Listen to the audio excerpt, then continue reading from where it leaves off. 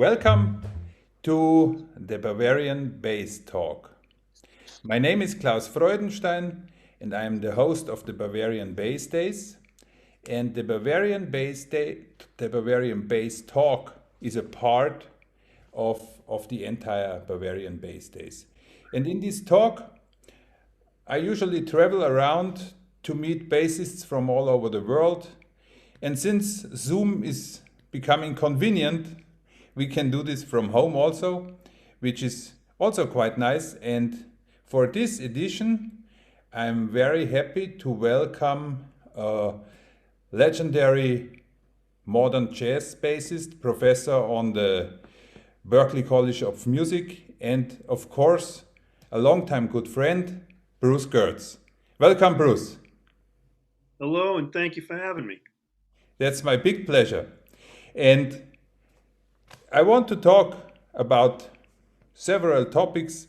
And the first one is about your early days. I read about you started on an electric bass and you started with rock music, right? Correct. I even started before that on guitar. Ah, And before that, I had piano lessons, but I didn't want to practice because I was only 6 years old and I just wanted to play outside. So my parents decided they didn't want to pay for those lessons anymore. So then I saw the Beatles and I wanted to play guitar. I was 10 now at this point, and I started guitar lessons. uh-huh. And after a few years, I had a new teacher. My parents moved. I got a new teacher, and the new teacher noticed that I was gravitating to the bottom four strings all the time. How did this happen? I, What was that? I don't know. I was watching like programs on the old black and white television and whatnot, and learning the themes on the bottom four strings of all the TV shows and stuff. And then I guess my teachers thought maybe I should be a bass player because I like the bottom four strings, E A D G. And it turned out he was a musician that doubled on bass, Okay. playing like Yeah. functions and stuff. And he knew all the basic structures of chords and stuff. So he showed me those fingerings for the structures. And then I went through some books and learned to read bass clef to a certain degree. And then I got my first bass I bought it from the music store where I was taking the lessons. It was a 1966 Fender Precision, Oh, brand new, and I still own it. it's a treasure now. It's I love it. Yeah. Yeah. These music stores by the time, I mean, was this a big store or was it still like a smaller store? How was this? It was a store that was on two-story building in an Italian neighborhood. In the It's city of Boston? No, it was in Rhode Island. Ah, okay. It was in a town called Oneyville, Uh-huh. and it was all Italian, that entire neighborhood. And the place was called Edsac because the guy's name that owned it was Ed Sakosha, and he was an accordion player.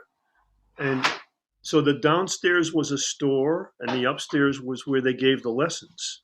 Aha, aha. They had maybe three or four little rooms upstairs, and that's where you went for the lessons. So yeah, And uh, what do you think? How important was the impact of rock music?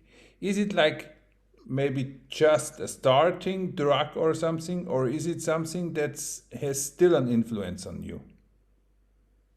well, it still has an influence because I like the groove, the strong beats from it, Mhm, mhm. and also I learned a lot of nice grooves like shuffle beats and funky beats and stuff from playing that music. Um, So yeah, I grew up. what groups have this been?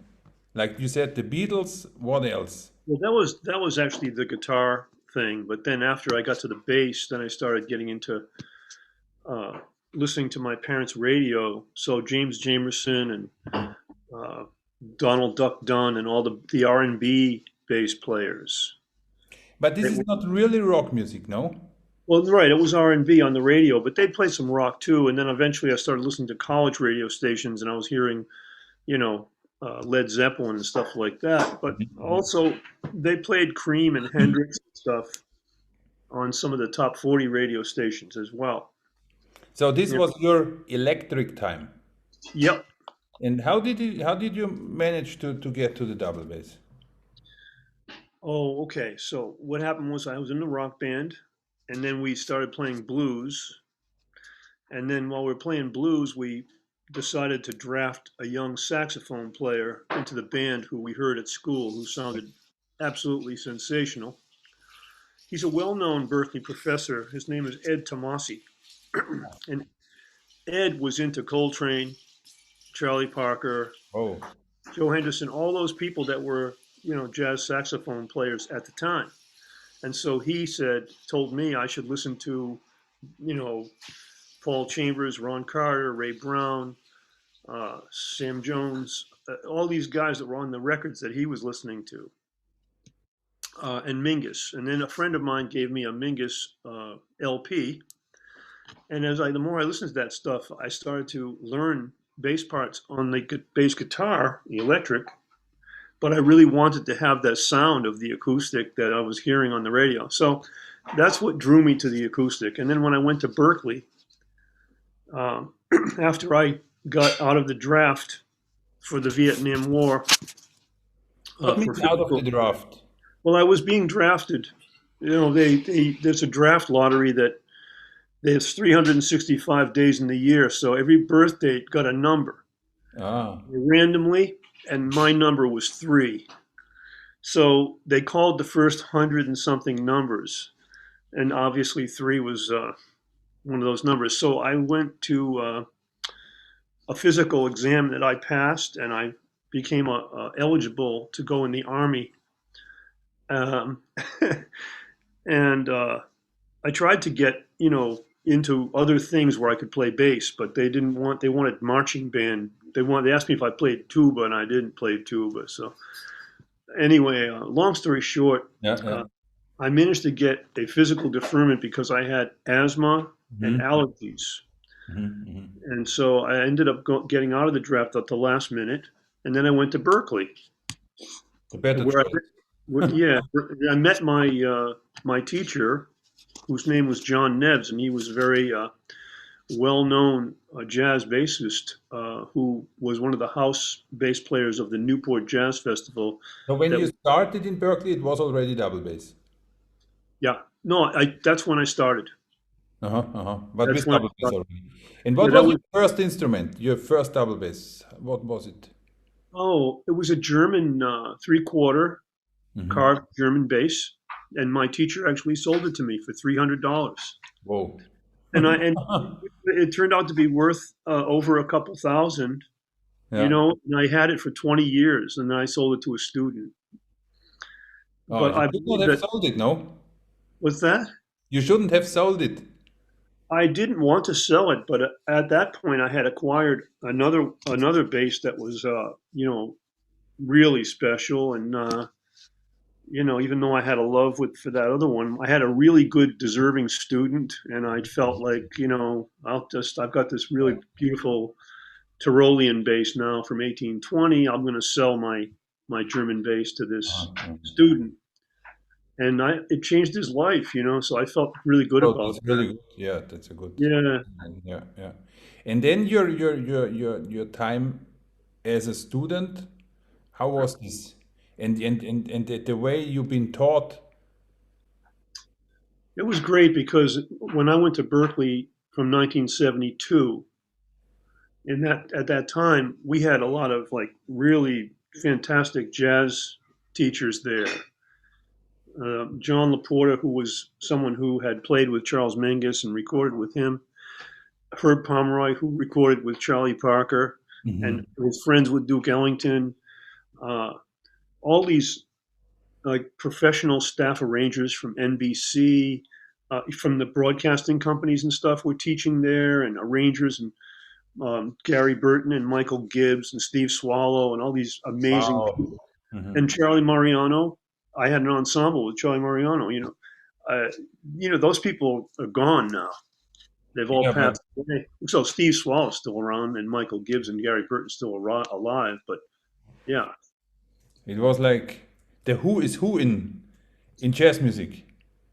yeah, yeah, Absolutely, absolutely. yeah. And a lot of the people that went to Berklee are super famous people. Jan Hammer, Yeah. George Mraz, Miroslav Vitus, John Abercrombie, uh, Rick Leard. Huge list of Yeah, yeah. incredible I once saw it. musicians. Yeah, Only the bassists list is very long. long. Yeah, So your time as a student was a joyful and good time. You enjoyed great, a lot. great time. There weren't a lot of bass students there at the time, so I got to play a lot. You Ah, know, good. I got to play with groups that were above my level, Hmm. and that really helped me grow. You know, Yeah, I also tell my students always search for the people that are above your level to learn from them. yep, And yep. then So, how yep. long was your students' time in Berkeley? How many years? I went all 4 years. Uh-huh, uh-huh. So Years. that this is 4 years is still the regular time. Yep, for undergraduate. Yeah. Uh-huh. And then if you keep it going, you can go for master's degrees and all that stuff. But I didn't do that. I got a teaching job while I was still a senior at Hmm. Berkeley. But then also what I read here after this, your your career as a player was like you played with almost everybody, and you also got a lot of awards. Like what was it, the Boston Music Award, Yeah, and yeah. also There was an organization. They started out as Boston Music Awards, but now they're a much bigger. They're a worldwide outfit Mhm. now. Um, and I forget what they call themselves, but they don't award instrumentalists anymore. Now it's more like recordings and artists writing, people's Mhm. writing music and stuff like that, songwriting competitions and things like that. And Recently, I've gotten awards for those as well because I majored in composition and arranging yeah, yeah, yeah. with That's what you do. with bass as my And principal. you also recently you told me you had uh, to do with the Grammys also, and you sent songs there, or how was this Yeah, story? I'm a voting member A of the voting Gram. member. I vote for the Grammys. This means for It means, the means that I, as a member of that organization, it's called NARIS, the National Academy of Recording Arts and Sciences. uh, Being a voting member is someone who gets all the recordings of the people that are nominated to get awards, and then you vote, mhm. and then the people that are nominated, can get the awards. And that I'm not restricted from entering my own music, so I usually enter my own music as well. And I even entered my daughter's music a couple of years ago. But anyway, I made it through the first elimination period where they drop probably most of the people. Uh, I didn't make it into the final nominations, Mhm, but mhm. I've been in that initial list many times. So, And who can send songs for this and recordings? Anybody or well, no, I think a member needs to submit the songs, but they don't have to be their songs. They can be other people's songs. A lot of members are not musicians, they're publishers or they're engineers or they're producers. but is I'm it only American or is it worldwide, international? sure they have Latin Grammys and they have similar awards in the UK, but yeah, they have there are other musicians do get them besides United States musicians. But the Mhm. Grammys is the National Academy of Recording Arts and Sciences, I believe, is an American organization. But it can also, the winner can be also from any other country. I believe so. Yeah. Oh, that's interesting. I think Yeah. this is something not everybody knows about No. the things how they are going. It's an Right. interesting insight. It is, a lot of foreign groups, I shouldn't say foreign, but European groups and whatnot have American members in them as well. So, Yeah. Keith Jarrett had those groups, the ECM groups that he had for years with Jan Christensen and Paula Danielson, right? And Yeah. Jan Gaprik. And those were the great groups. I'm sure he got Grammys for those. And talking about your groups, what would you mention as your major groups in your life that you played in? Well, I started to do recordings under my own name with a quintet, Bruce Gertz quintet that had John Abercrombie on guitar, Joey Calderazzo on piano. He's the pianist with Branford Marsalis. Um, at the time, he had been with Michael Brecker's band. And so Joey Calderazzo, John Abercrombie, Adam Nussbaum on drums, and Jerry Bergonzi on tenor sax. And I had that group for 15 years, and we did two or three gigs a year because they were all band leaders themselves or had amazing, sideman jobs. And it was so hard for me to get them all together at the same time that I only managed to get 2 or 3 gigs a year out of those guys as a group. Yeah. And why did you quit after 15 years? Uh, well, I didn't quit. I just started to do some other groups with a couple of horns instead of a guitar and a keyboard. And I people moved around the country, and it was harder to get them together. And I had worked really hard to keep that group together. It was just logistically a nightmare between their schedules and travel, and you have to find places for them to stay, and you've got to work out the money with managers, and it's incredible how much work it takes. I know exactly. Yeah, so From my groups. yeah, so I started to use people that are more convenient to get, that are great musicians, Yeah. and many of them are well known as well. So then I started writing horn arrangements and wanting to have more horns, and I got rid of the guitar for a while. Now I use a guitar sometimes. Sometimes I don't. Sometimes I do no chord instrument, just bass and horns. Ah, cool. Yeah, I like that. And do you write bass pieces, like solo pieces or something? I do. I do. I've written a number of those. Um, I just crossed this topic because we are recording together one of your pieces that is called Snowfall. That's right. And it's my big pleasure to play on it.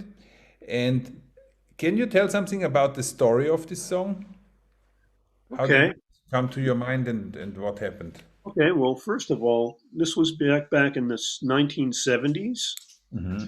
And I had at the time the desire to have a group of bass players that played both upright and electric bass. And I was really into the harmonics on the bass, both from Jocko and also from having played the Hindemith and the Dragonetti, which have harmonics in them on upright bass. So I was like, wow, and reading the notation in a Hindemith and in Dragonetti, I learned how to notate the harmonics. And then I made big charts of the fingerboard, and I figured out all the different partials and how to make chords across the neck. And so I said, man, I'm going to have a band of 3 bass players, and we're going to make harmony together with this stuff. Okay? And one guy can bow, or 2 guys can bow a melody and harmony, and another guy can play a bass line and all these harmonic chords. And I called it the Harmonic Chord Orchestra. But then later I decided to call it the Overtones. And so the trio is written for electric bass or double bass or for everything, or what was the initial? Yeah, the initial thought was that the electric bass would play the bottom part with the harmonics and all that stuff, and that the upper parts would be played bowed on the upright bass. and it is in D Lydian. Uh, Correct. It's a modal piece. Yeah. why? Uh, well, what I did was I took the E string on the electric bass and I tuned it down to a D, Okay. and that way I had a much broader amount of harmonic availability tonally Hmm. to be able to make the chords I wanted to make. Hmm. And it's a beautiful sound. The key of D is I mean, well, it's actually the key of A, but D Lydian Hmm. is a beautiful sound on bass, and it had me a nice amount of range that I could deal with for the voices. Yeah. So that was why. And I wrote that piece because what happened at the time that I wrote it was there was this giant blizzard in Boston, and Ah, it was called the in Boston. Blizzard of '78. Yeah, the whole city was shut down for 2 weeks, and then they had to bring the National Guard in to remove all the snow. It was so much snow. People were skiing and tobogganing down the streets. As I know, this blizzard was more or less worldwide. It was actually, but in Boston it was pretty severe. Mhm. It was like a hurricane basically with snow. Oh. Yeah, But the song sounds very, let's say, soft with all these harmonics. I mean, it makes the feel of snowflakes. of snowflakes. Yes, it's Exactly. really That's beautiful. why. That's what I was looking out the window and I'm seeing all this snow and it keeps coming and keeps coming. Hmm. And that Hmm. was that was the painting that I was getting in the music. I'm very much looking forward to record this, I and can't, I very can't soon we will hear it together. I can't wait to hear it the way it's going to come now because I just I made new parts that I recorded my for you and Yeah, really had a great time recording the parts that I did that I put on there. So I can feel this. yeah, It sounds very good. And it's, now, as we cannot play this song now because it's not yet finished, but you brought a song of your group that I can play as a video here.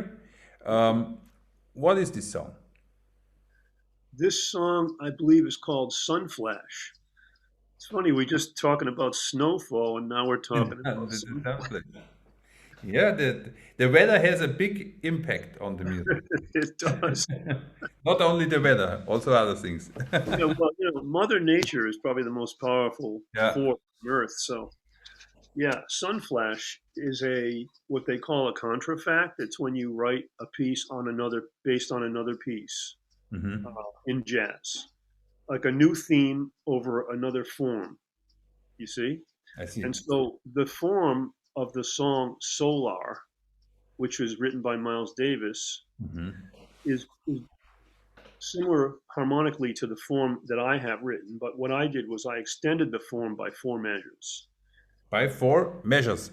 Four measures, and I also wrote it in a different key and have a different melody. So, but because it was based on Solar, I decided to call it Sunflash.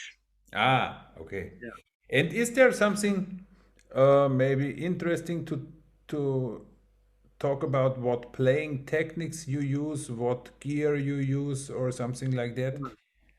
Right. Uh, well, it starts out in a G, what they call jazz minor, which is basically an ascending melodic minor scale, Hmm. and the harmony that goes with that, which is a lot of interesting chords. You have G minor six, G minor major seven, and then there's all the modes of that scale, which Hmm. gives you a B flat major seven with a sharp five, a D7 with a flat 13. There's all these nice uh, chords that come out of that scale and tensions and things. So there's that. And then there's the other harmony that I got from the song Solar, uh, which I can't get into too much detail in the time we have Yeah. because there's a lot more involved. But I've studied composition and counterpoint and arranging, so those are all probably having their effect on my writing in that piece. Okay. Sounds super good. So we make a little break here and we will have a listen into Sunflash. Okay.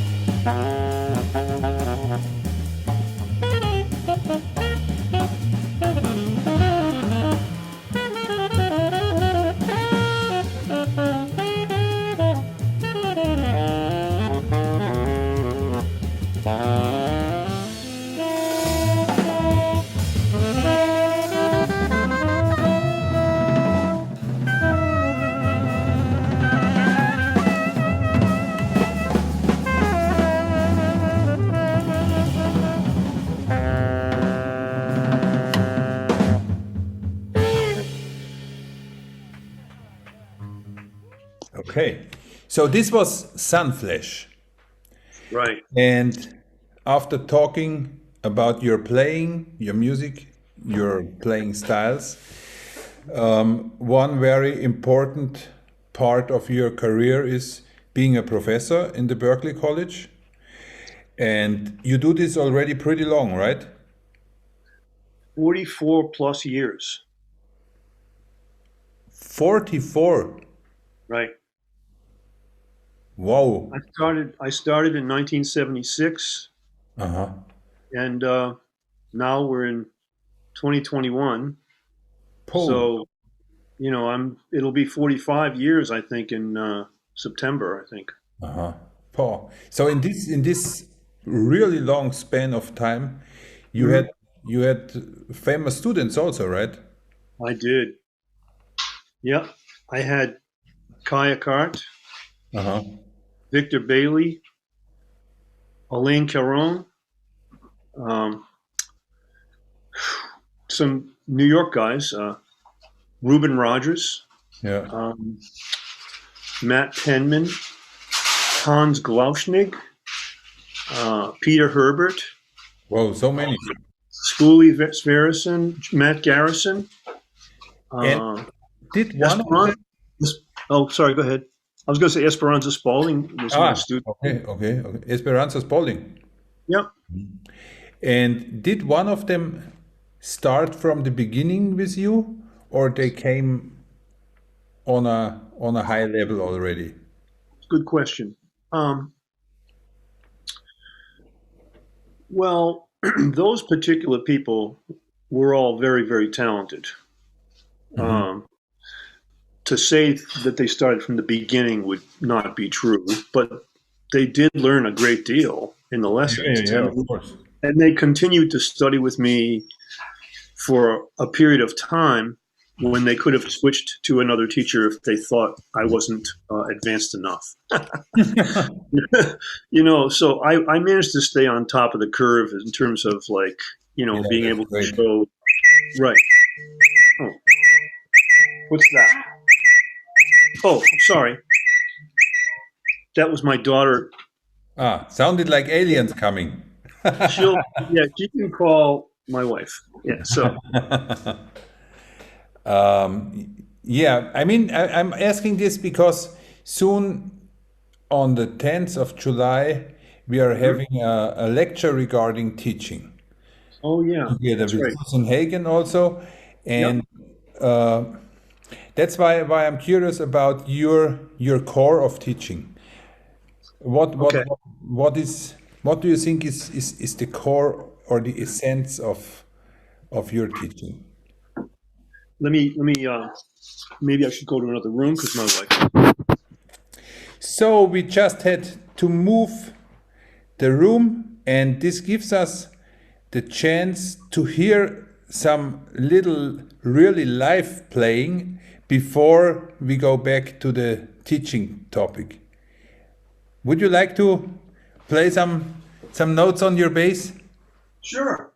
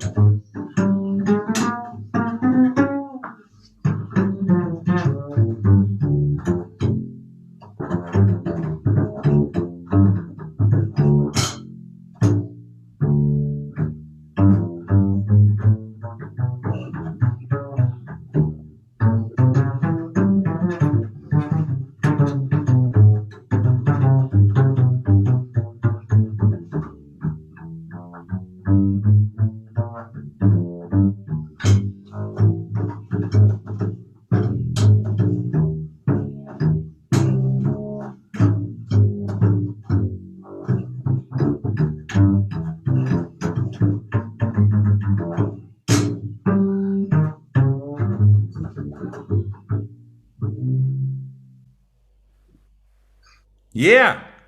Okay. Thank you. Thank you so much. Okay.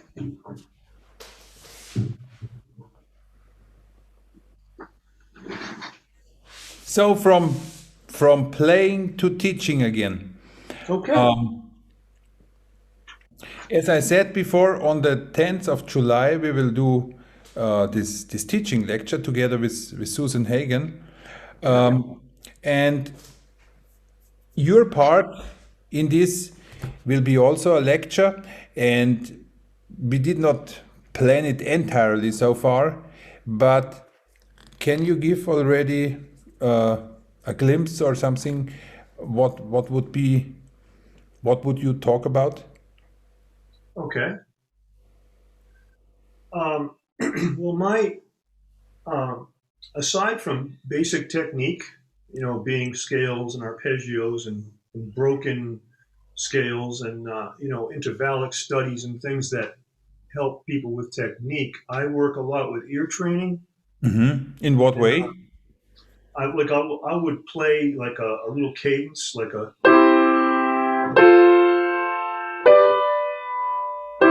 and then I would play a note and ask a student to tell me what that note Ah, is. okay. Uh-huh. Uh-huh. And then eventually I would play two notes, and I still do that same cadence, Mm-hmm, mm-hmm, and mm-hmm. then work my way up to as many notes as I can, Sorry. and then I work my way up to as many notes as the student can handle, Mm-hmm, and mm-hmm. they practice at first at home with an eraser, so they can do the same thing. They can have a little chord, and then they can put a note up there and have to name it Yeah, yeah, for practice without looking. See, yeah, yeah, yeah, yeah. That's a very good one. yes, and then for intonation, I would have students practice double stops in the key. For Mm-hmm. instance, maybe uh, if they're doing an E flat scale, for instance, Yeah, yeah. you would play the fifths. So, like, you have your.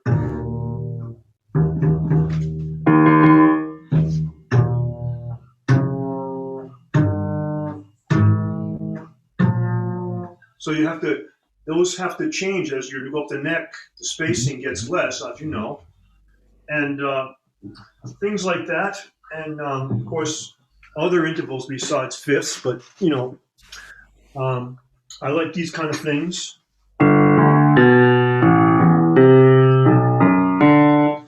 A root, fifth, and tenth. Yeah. And then I'd have a student do, like, for instance, this.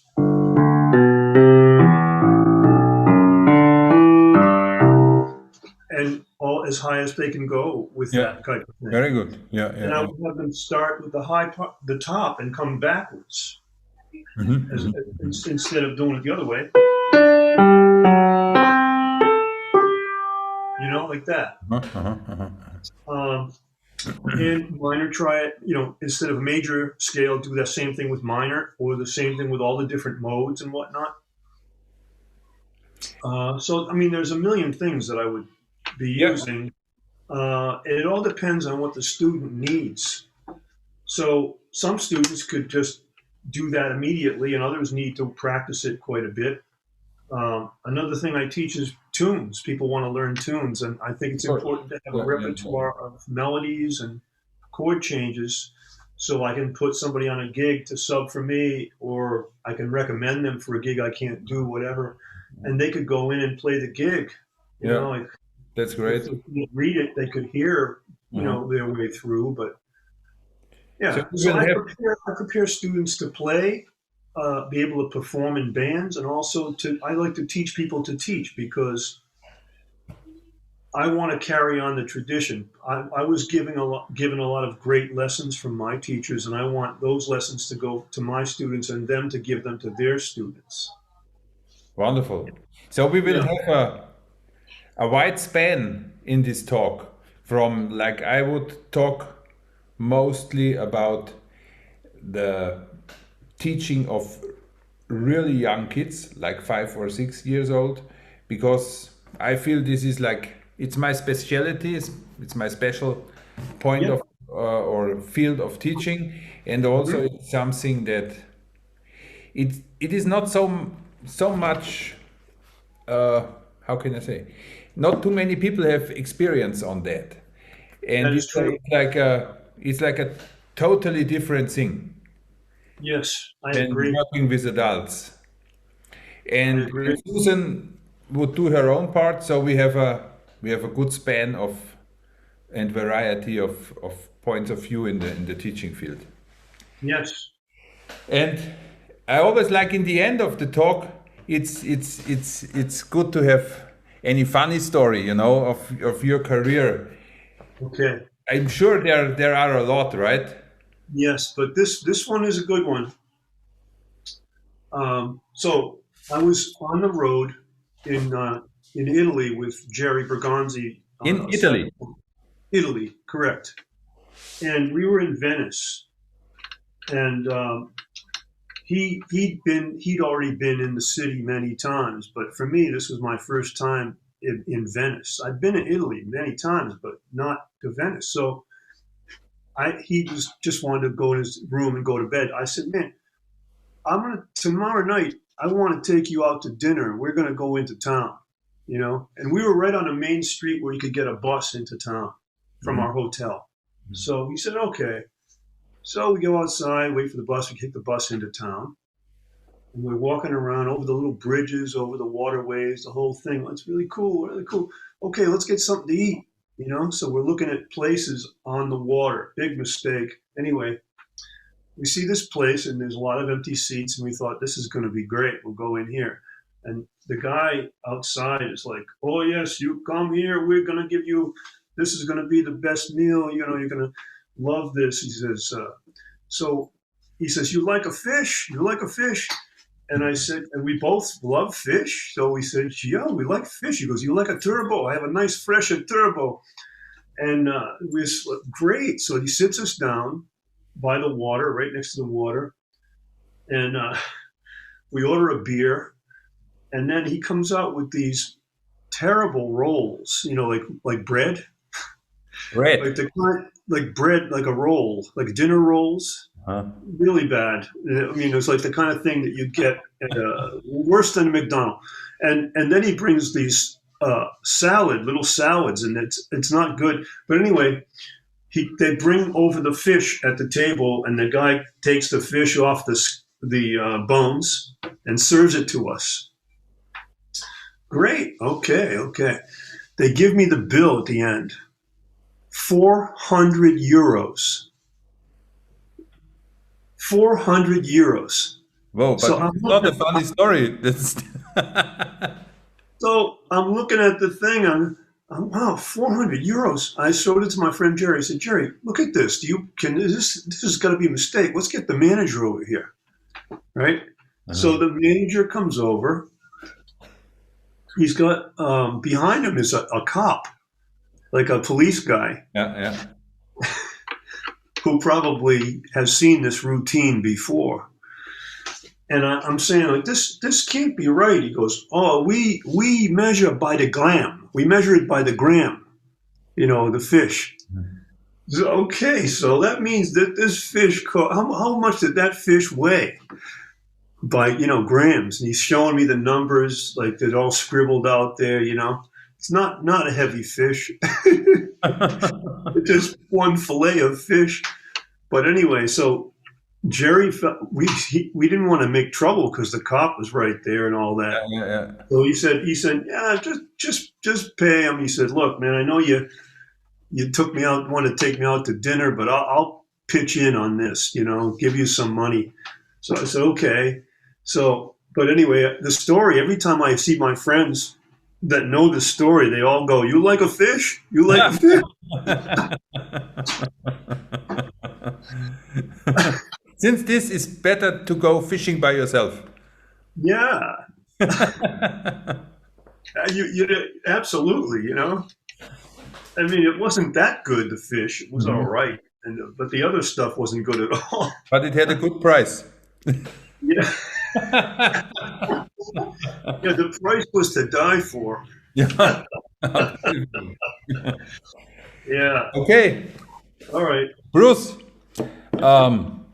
thank you so much for being on the Bavarian Basstalk. My pleasure. It was my pleasure too. And see you soon for the teaching lecture. Yeah, with Susan, yeah.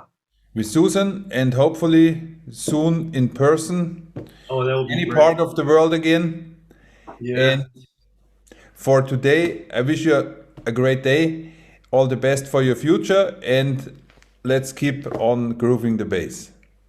Thanks. You too. That'd be great. Thank you. All right. Bye-bye. See ya.